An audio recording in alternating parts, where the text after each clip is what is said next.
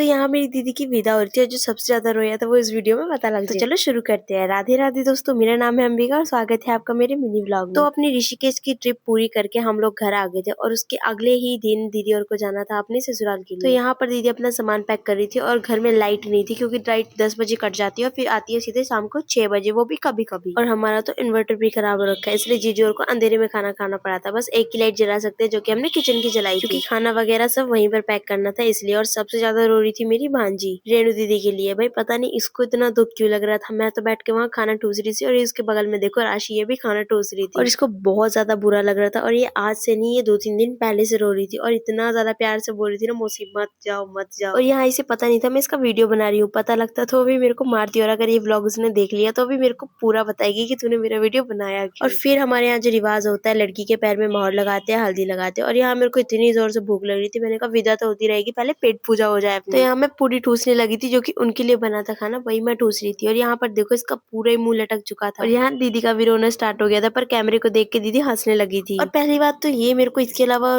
पूरे घर में कुछ दिखाने को मिला ही नहीं क्योंकि रो यही रही थी, इसका मुंह ही लटका था। बाकी तो सब पहले खुश थे, सबने सोचा था कि खुशी खुशी विदा कर देंगे, लेकिन भाई इसकी शक्ल देख के तो हमको भी रोना आ गया था कि ये कितनी उदास है रेणु दीदी की। और थोड़ी देर में उनका जाने का वक्त हो गया था तो मैं अपनी कमाई के लिए उनके बगल में बैठ गई थी। और पैसे मिलने के बाद तो भाई मेरे भी आंसू निकल गए थे, पता नहीं क्यों। और यहाँ देखो मेरे साथ साथ तो ये तो बहुत ज्यादा रो रही थी, इसको देख के मेरे आंसू निकले थे। और ये रेणु दीदी को छोड़ने का नाम नहीं ले रही थी। फिर थोड़ा हंसे थोड़ा रोए, थोड़ा हंसे थोड़ा रोए, ऐसे ऐसे करके हम लोगों ने इनकी विदा भी कर दी थी। और फिर थोड़ी देर में हमारी गाड़ी भी आ गई थी जिसमें दीदी को जाना था। तो यहाँ पर जीजू और दीदी फिर चले गए थे अपने घर के लिए। और जब विदा हो तो भाई घर में कुछ काम करने का मन भी नहीं करता है, इसलिए इनकी विदा करके हम लोगों ने खाना खुना खाया और फिर चले गए सीधे अंदर सोने के लिए क्योंकि सुबह से इतने थक गए थे और दोपहर भी हो गई थी, इसलिए हम सीधे सो गए थे। और मिलती हूँ मैं आपको नेक्स्ट व्लॉग में। ये व्लॉग कैसा लगा लाइक कर देना और कमेंट में जरूर बताना, ठीक है। मिलती हूँ नेक्स्ट व्लॉग में। Bye bye, Radhe Radhe.